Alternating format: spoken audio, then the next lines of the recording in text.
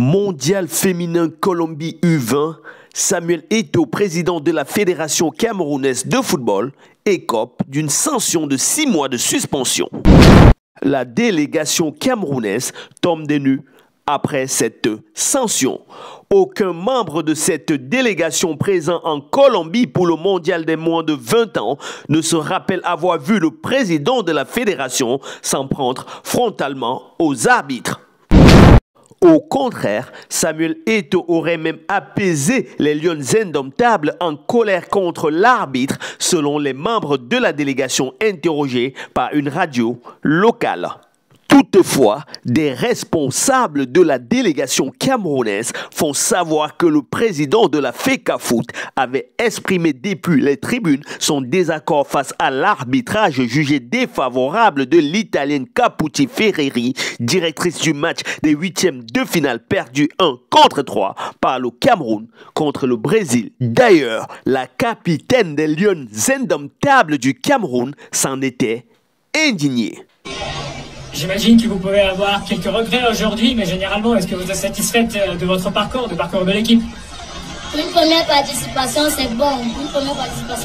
Mais on voulait plus. Et nous avons les capacités pour cela. Mais malheureusement, comme je l'ai dit, l'arbitrage n'a pas été de notre côté. Donc, ça a été très difficile pour nous parce qu'il y avait des pertes de temps, des fautes signalées bêtement. Donc, c'est un peu ça pour moi. Hormis du match, l'arbitrage nous a été un gros adversaire.